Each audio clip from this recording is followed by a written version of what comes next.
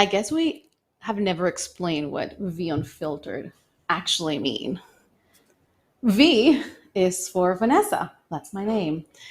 Originally, I was planning on doing this podcast because I felt like I had a lot to say. And Maria was already busy with her other two podcasts that included skincare routines. Yeah. By the way, great because she helped me a lot with mine.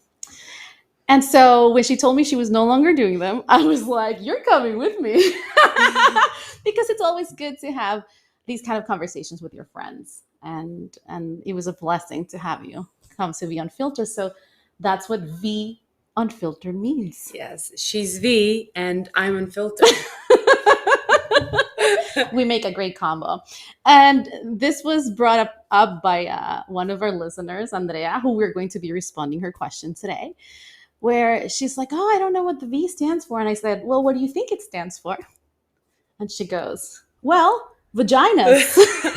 But it's not Vaginas Unfiltered. It's V as in Vanessa Unfiltered. V is for Vanessa, not vaginas. Sex, Relationships, careers, and just plain life. From the experience of two Latina actresses. welcome to V Unfiltered. Hey, I'm Vanessa Tomasino. And I'm Maria Bruzon. Welcome to episode 2. And this question comes from Andrea, Vaginas Unfiltered. And it says the following. This is what we're going to try to answer today.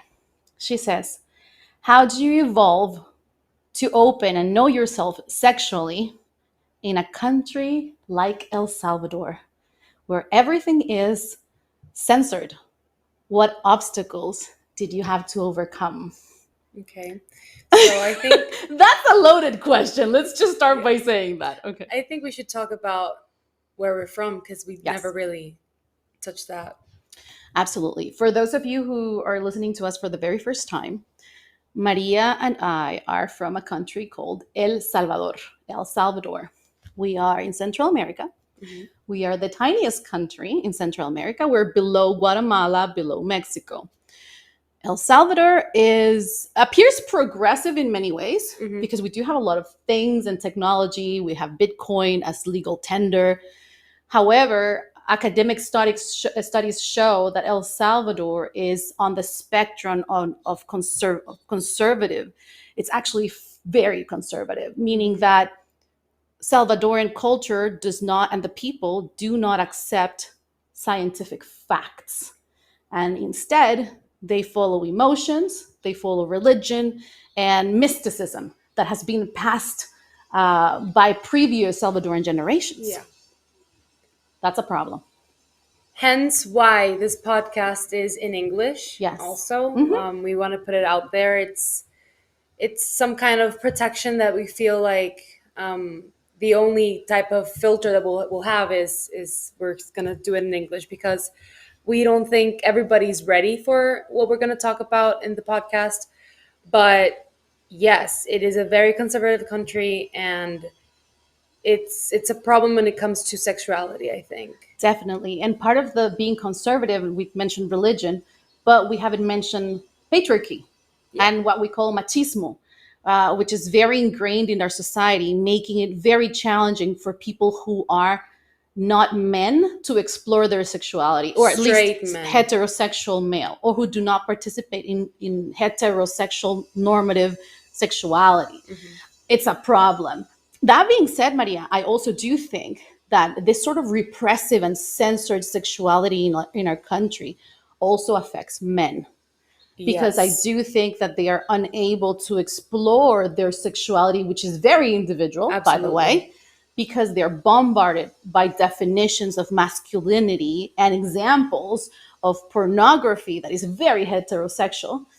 And they feel like they have to follow those steps and Mhm. learn from that. So the country is a problem for pretty much everybody when it comes to. I mean, we love our country. We're not criticizing the country. We're criticizing the inability to understand science and how important it is sexual health and the development of sexuality by making it taboo or censored. So that's all we're saying, Mm-hmm. Yeah. right? Yes. And we have to address the elephant in the room. Where's the elephant? Where is it? Where is Oh, it's it? me. It's right here. We need to acknowledge something that is very clear to the audience. We're two Latina women from El Salvador speaking English who have experiences living abroad Yeah. that affects our sexuality. Hmm. So, in our case, in a positive way, because it allows us to explore.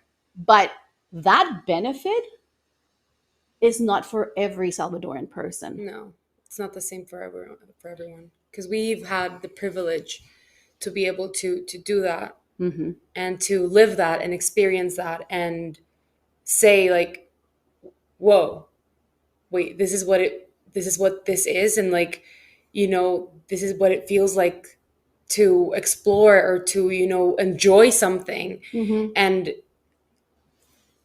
not feel guilty, because I feel like some people make you feel guilty in this country when you like something or you explore something sexual and you Hmm. didn't know about that Yeah. until you never know what's out there until you taste it. Hmm.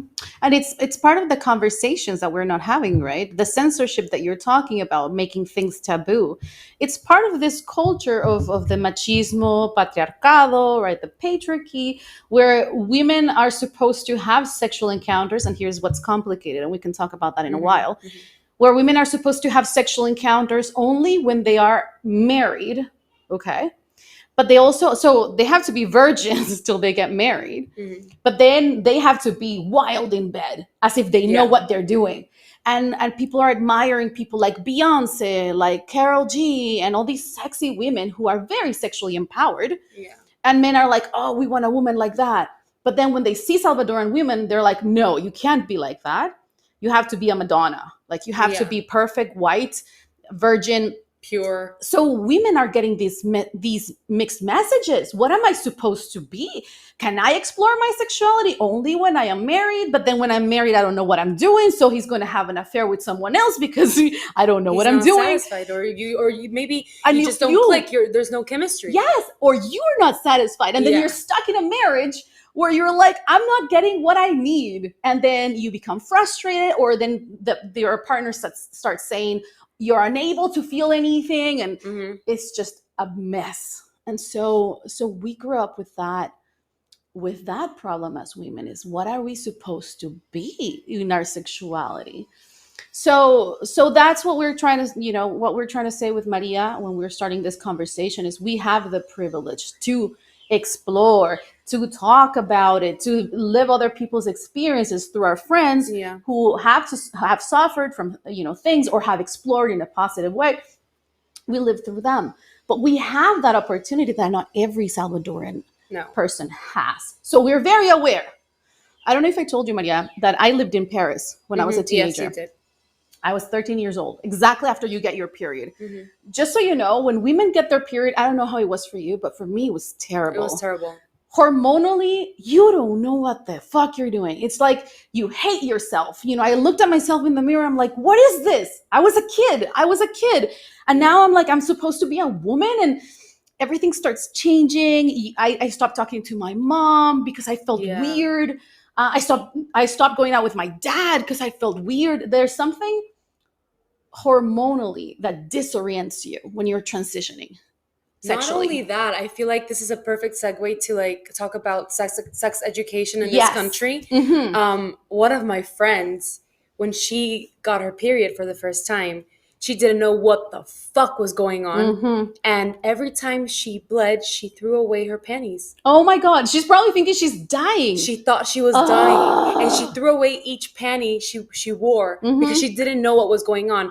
And I feel like That's not cool. that's a problem. Hmm. You know, I remember like having the bare minimum for sex education in my school, and that's a private American school in El Yeah. Salvador. Yes. And I had no idea how to navigate that world even when I was in college, when I was 18 years old, and I literally had to figure it out by through friends, Yeah. through health services in the school. And I think that that's one of the main core problems in the society. Like, we don't have sex education. No, no, nobody talks about this. Not in school, not even in a biological way, So you how are know? we supposed to know like what to do I don't know. in any scenario? Yeah.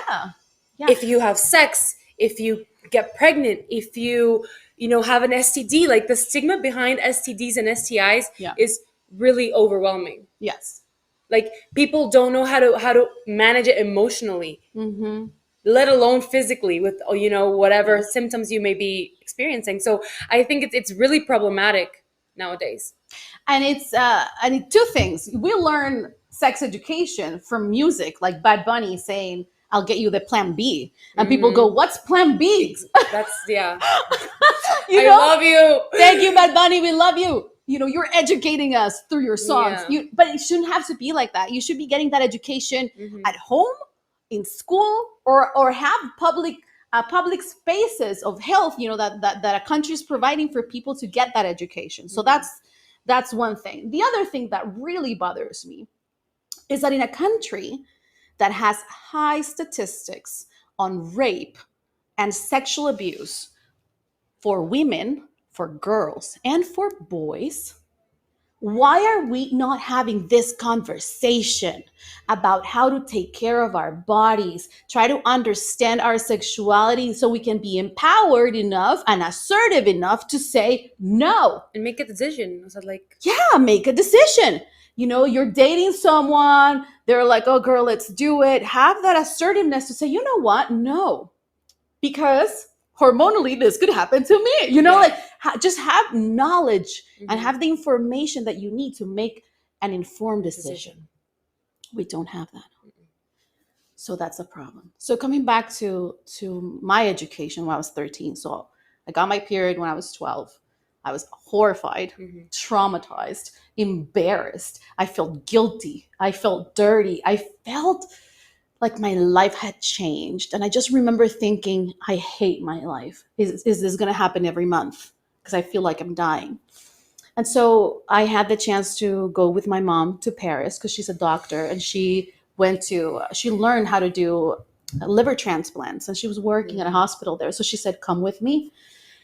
So I went hesitantly, by the way. Mhm. Because I didn't speak French, and I loved my school here. So I cried, and it was super dramatic. Mhm. I go to France, and for the first time in my life, I come very close to a culture that sees bodies, human bodies, not as sexual things, but just humans. And I'm going, what is happening here? Mhm. People are walking around naked and nobody's sexualizing them. Mhm. There are no men on the streets whistling at women. Mamacita, Oh, deliciosa. catcalling. Terrible. This doesn't happen there. And everybody was happy to talk about their sexuality. People were okay having these conversations on what they liked, what they didn't like. The movies were different. In the movies, people were naked. Mhm. And it wasn't a movie that was prohibited for kids. It was just a movie. It's just a body. Yeah, it wasn't taboo to see yourself naked. For me as a 13-year-old girl, it was mind-blowing. Mhm. I just discovered a different culture that was willing to explore who they were, and it helped me a lot. So when I came back, I was very assertive with my body image. I actually, I don't know if I told you this, but you can see my hair is very curly. Mhm.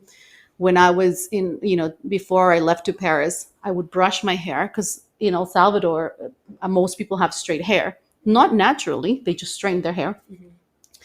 And curly hair wasn't appreciated in this country. And so I would brush my hair, but then because it was curly, it would become very puffy and horrible and dry, and it was horrible. So what I did is I would always put it in a bun, always. Imagine a 12-year-old in a bun. Yeah. I look like an old lady. Mhm. And so when I went to Paris and I saw all these women with curly hair like mine, and my mom's partner, he was from Algeria. And one day he saw me and he's like, "How old are you?" And I was like, 12, 12, 13. I was turning 13. And he's like, "Why do you have your hair in a bun?" you look old. Why can't you just enjoy your hair? Mhm. And I was like, I don't know. Because they judge me in El Salvador. So he's like, try it just tomorrow. Wash your hair, leave it out dry, and see what happens. Mhm. And the next day I did, and my hair was like this. It was Beautiful. beautiful, and it was long down to my butt. And I was like, oh my God, this is beautiful. And so when I came back to El Salvador, I was this whole different person. I had curly hair. I had lost a lot of weight because in Paris, you walk a lot. Yeah, in Europe. Yes, you were walking all the time. And so I was thinner. I had this beautiful curly hair. I didn't have braces anymore because they took the braces off. And now I was assertive. Mhm. So I ditched my old friends and I got new friends. Mhm. But that's also part of exploring not just who you are, but your sexuality. Yeah. I was now comfortable with my body as it was changing.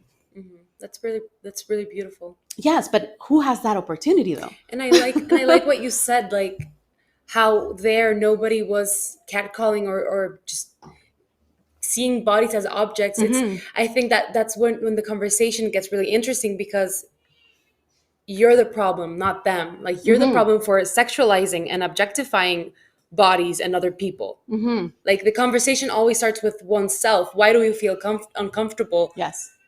seeing a naked body or a little girl with like short shorts? Yes. Which actually brings me back to another point that we haven't talked, is obviously my experience was in 1990. I'm doing the math, people. I'm doing the math. 96. Yeah, it was like 1995. That's when I was born. Oh my God! Okay, this podcast is over. Bye. JK, no, but I was actually born in 1996. Thank you. Thanks for reminding me about my age. But so I know France has also changed a lot. Yeah. And one of the best examples of my journey sexually living in France is in a movie called Mignons. Yeah. If you haven't seen Mignons, do yourself a favor. Cuties in English. Cuties in English, and what's it in Spanish? In Spanish, it has like a silly name too, like niñitas, or I can't remember. But yeah, Cuties in English, Mignons in français, and that was on Netflix. They took it out now, but it was you could watch it on Netflix. We used it as a case study for our Yes. acting classes. Correct. She's also my coach, my acting coach. Yay, doing it all. And so Mignons for me was one of the best examples of a movie that touches on young girls' sexuality and the difficulty of navigating this world nowadays, where you have to be a Beyonce, right? But you don't want to be called a slut. Like there's this fine line where you have to explore your sexuality and put it out there. But also, you don't want to be called a slut. It's like I need to look like I'm sexual, but then not have a high body count. Yeah. That's stupid. That's stupid. It's stupid. Not to mention, let's quickly just say this. How would you know somebody's body count? You wouldn't. You wouldn't know. Men, not just men, but people would say like, oh, you're stretched out. Even with the hymen that they say that they break when you're a virgin, that's not true. That's not true. Do yourself another favor. Go to Netflix right now. Man, Netflix should pay us right now for Honestly, all the yes. advertising. But Netflix, we're here. Do yourself a favor. Go to Netflix. There is a documentary. I think it's called about pleasure, I think. Something like that. Just look up pleasure. See what happens. There's a documentary that explains how the female anatomy works and how female gets sexually aroused during intercourse. Why is it important to you? Because most men don't know that. They don't know that. It blows my mind. They don't know It blows my mind. Yes.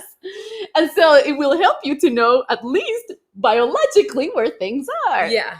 So you know where to touch. You know what to do. And what you're doing that you've seen in porn doesn't work. I hate how porn has literally fucked up girls' self-esteem, and like the expectations in bed Yes. are way out of what reality actually is. Yes. It's crazy. And when you realize that, there's like so much, I don't know, like freedom in like understanding that that's not real. Yes. And whatever you see in porn is completely like it's acting. It is acting. Hello, colleagues.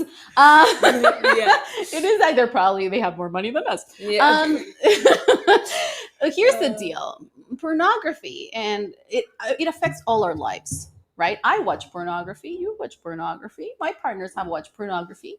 I can honestly say that the people I have been with have played or have done pornography moves that I just look at them. I'm like, what is happening here? He's like, oh baby, I'm like, it's not doing anything for me. Yeah. I had this guy. I'm going to tell you once again, amalgamation of people, but this is one of the things that happened.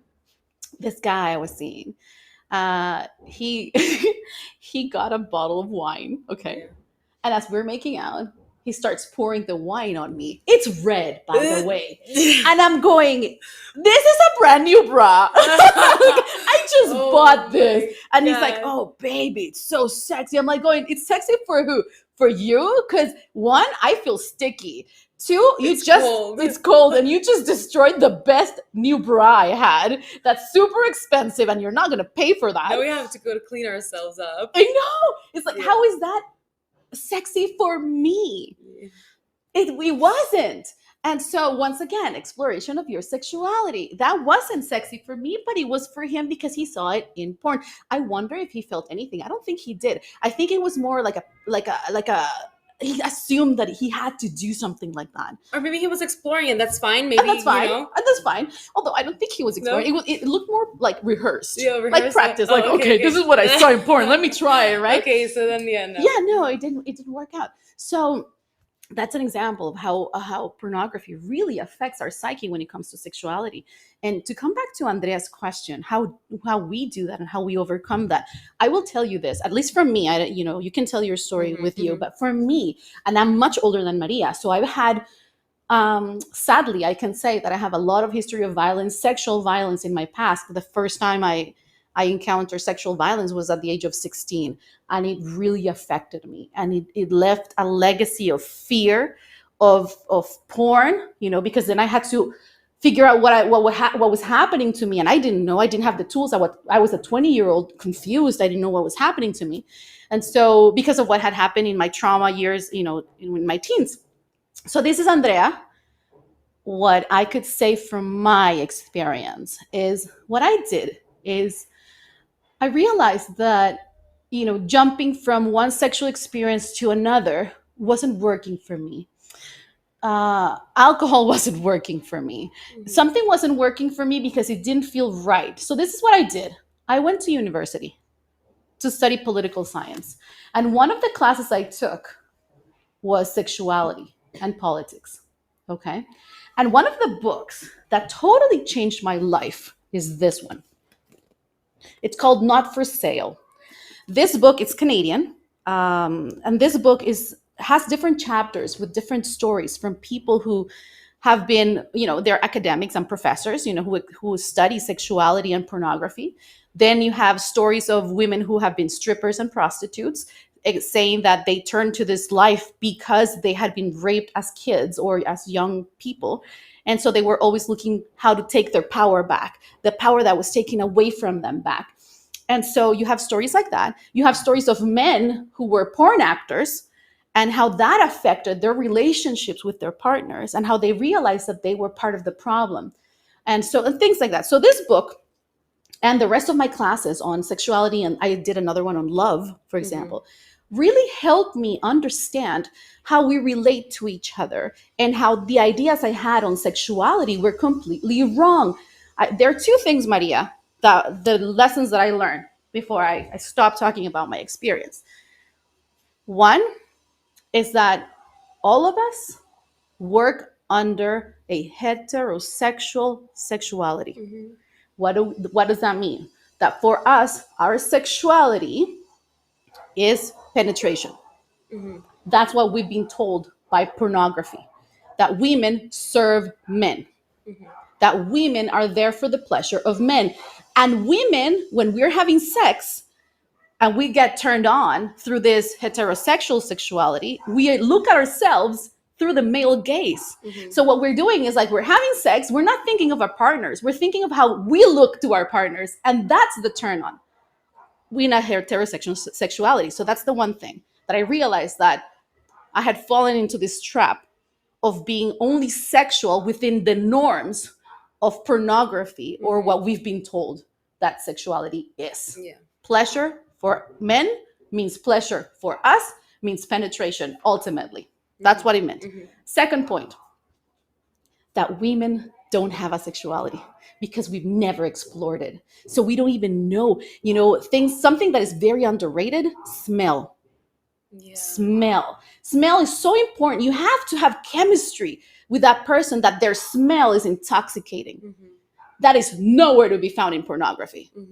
But for women and for men, because I've talked to some men that they tell me, I still remember your smell. And I go, me too, because there's chemistry. Okay. So smell is something very important to sexuality. And we don't explore that because it's not part of the paradigm of heterosexual sexuality. Okay. So what happens is we don't know what we want. Yeah. We don't know what it feels like to have our sexuality. It could be, seeing something, feeling a specific touch in parts that are not private parts.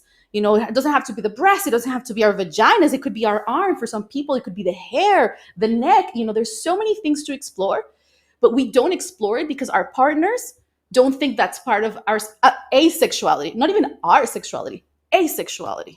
I love that you say that because in Macbo, we never talked about this, but I experienced sexual abuse when I was 16 as well. My God, and we've never talked about this? That's another episode. Also at 16. Yeah. Me too. Oh my God. And episode 3. Yeah. And I've never really openly talked about this, so it's the first time for me. Okay. And yes, when you experience something like that, you really feel like someone has taken something really important away from you. Yes. And it's an uphill battle to take that back. Yeah. But I'm not talking about sleeping with people, just it's more like it's like a process in where you question everything and nothing all at once. And for me, what helped me understand myself is just do whatever feels right and take it from there, in each point and moment of in my life. For the last 4 years I was single.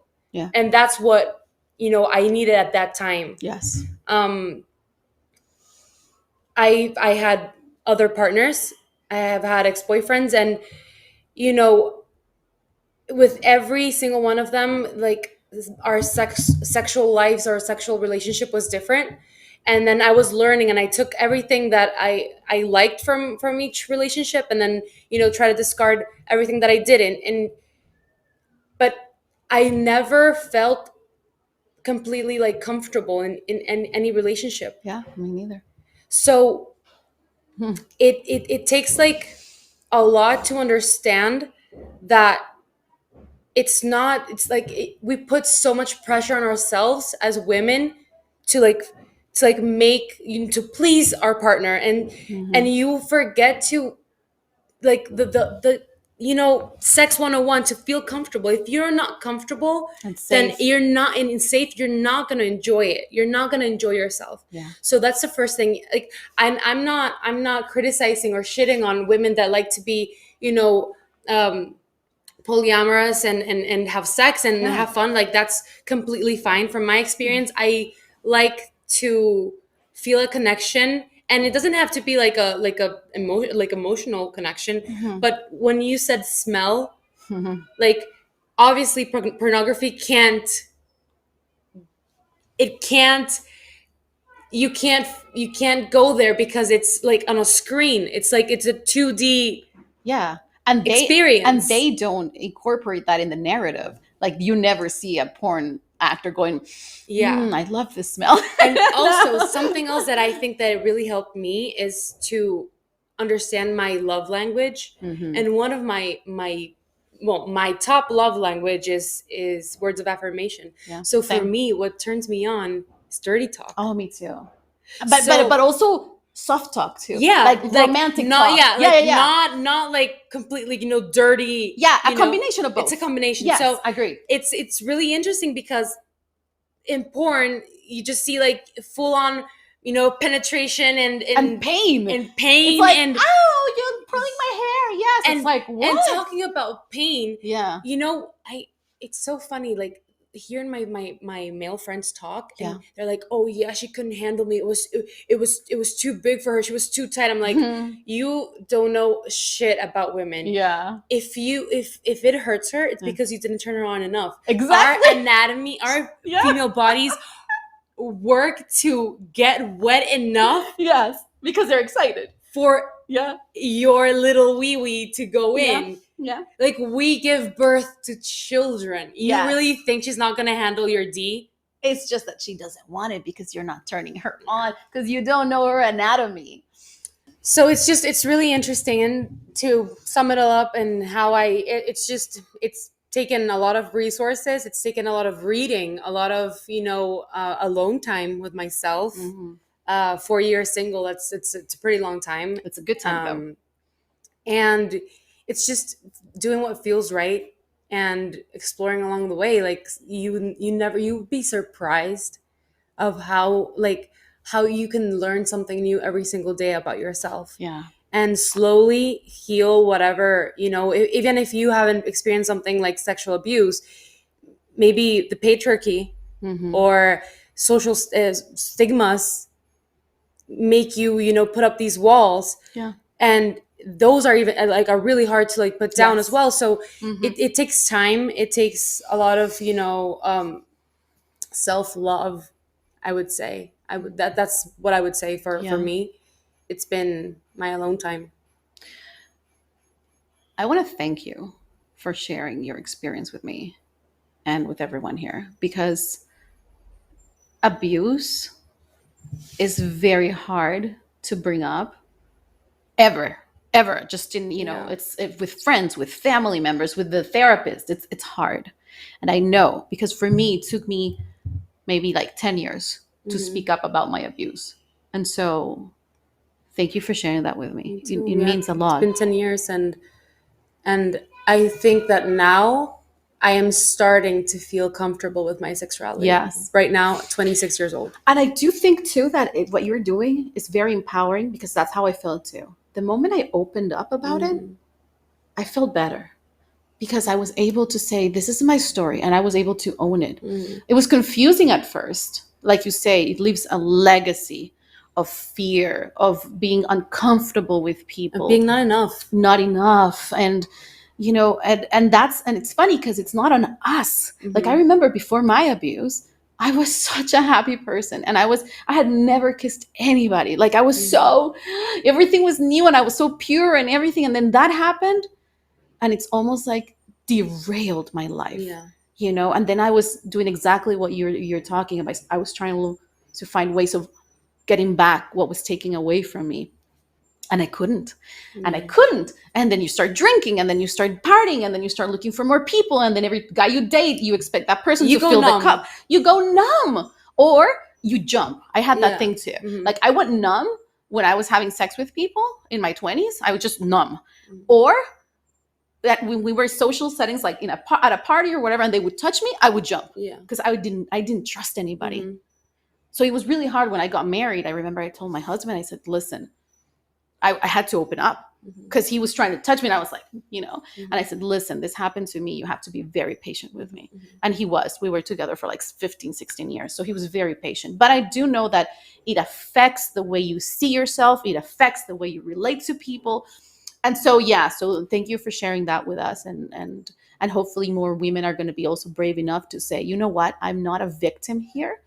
This is part of my story that will make me stronger, and now steps towards healing, I would say, for people in general, because it doesn't apply only to women. Like, it applies to everybody who feels sexually oppressed, especially in this country. So let's recap. Okay. So we have, in this country that we love because it's our country. We love it.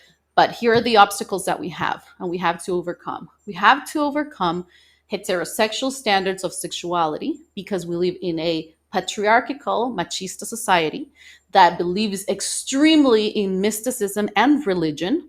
And so the role of sexuality in the development of a human is only seen for reproduction or pleasure. It's never seen as human development or part of exploring who you are.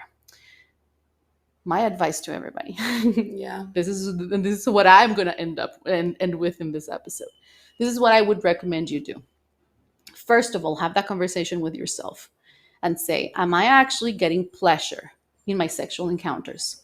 Whether you're married, whether you're single, doesn't matter. Ask yourself if you're actually getting sexual pleasure. Does it make you happy? Or are you seeing it through the male gaze that you make your partner happy, and because he's happy, you're happy? And maybe you have to fake your orgasms, because he's happy, or whatever your situation is. Okay, so ask yourself, honestly, am I happy with my sexuality with my partner or the partners that I have? Or with myself. Here's the second part: masturbation. I encourage everybody, it's like I'm a teacher here. So yeah, I encourage everybody to masturbate. This is super important because this is how you find how your body works. And if you know how it works, then you can ask for what you need from your partner. And it's not a matter of telling the person, dude, you have no idea what you're doing. No, it's not that. It's saying, this is what I need. And trust me, the partner will be willing to do it. They're going to thank you. Yes, they're going to thank you. But the thing is, we need to explore. We need to know what feels good. Recently, I had this conversation with a male friend of mine, and he was telling me, so when you masturbate, he goes, do you fantasize about somebody? And I remember that I used to. Random people that I used to do that. And then I said to him, now I don't. Because I don't.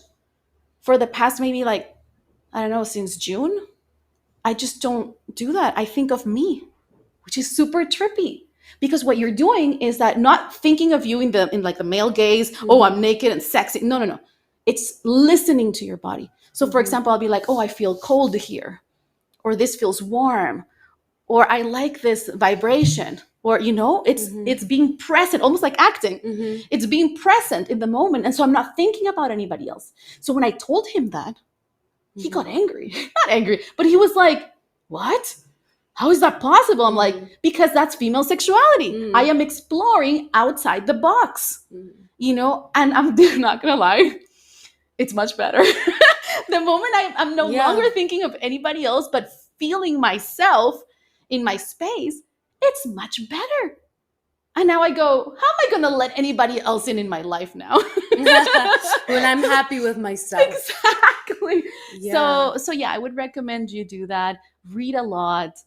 Talk to your peers, to your female, your queer friends, and to your male allies, those men who are also unhappy with their heterosexual sexuality, and know there's more out there. Yeah. There's more out there. There's more pleasure than we're actually getting to. And so do that. And like you were saying, and for the guys who are listening, not a lot of guys listen to our podcast. I think it's mainly girls. But if you are listening to us, listen to this. If you're saying that a girl can't take it, like Maria is saying, she's probably lying to you the whole way. If she's saying, oh, you're perfect, she's lying to you. Okay? If she's tight or it hurts her, it's because you're not good. But nobody will tell you that. Trust me, I've had bad experiences and I never told them. I just walked away. Me too. Right? Me too. And why easier. bother? It's exactly. easier. Why bother? It's easier. Yeah. So don't be so proud, on what you think you're doing, because it's not working, probably. And that's how we're going to close this episode on that super sad note. No, it's true. I feel like up until now in my current relationship, where I'm really open about what I like and what I want and everything, it's really been refreshing. Yeah. Because I've never had this before, and like you said, like in the past, you would just just why bother, touch the male ego, and you're just like, oh, all right, it's okay. And when you find something that's like, oh, this feels good with someone who there's chemistry with, and on top of that you have like feelings for, it's priceless. So Yeah. right now in my life, that's where I am, and I'm really happy and comfortable with it. Wonderful. So I love that. it took 10 years. It took it will take the time that it needs to take Yeah. for you to feel happy, explore your sexuality. And one more thing, people, don't judge others. And Yeah. don't look down on people because they explore whatever their case may be. They explore their sexuality, or they refuse to have sex, or they are having, you don't, it doesn't matter. It's not your life. It's their lives. Mm-hmm. And they will eventually come to terms with who they want to be. So Mm-hmm. don't judge people, don't look down on people. Just do you. Yeah. Take care of you, take care of your body, be respectful, read a lot, have these conversations, but don't criticize people. And That's my best also, advice. and to like end it right here. Because we can't end it. Like, you see Yeah. the problem here. Always find that person who you can trust. Yeah. Because with any process, like you always need someone to talk to. Yes. And if you need like anonymous people, then we're here. We're here. Because it's always easier when you have someone to talk to, Yes. and you're not alone in whatever process you're in right now, or you may be in the future. Then always try to have someone to be there for you. Yeah. To be your support. Yeah, your tribe. You need to have your tribe, your community. So we're here. You can We message can be your us. sex tribe. We can be. This is like a chapter of sex education, Okay, like an episode okay. of sex education. I love that show. Me That's too. a good show. That's Go a really watch good show. Netflix. Yeah.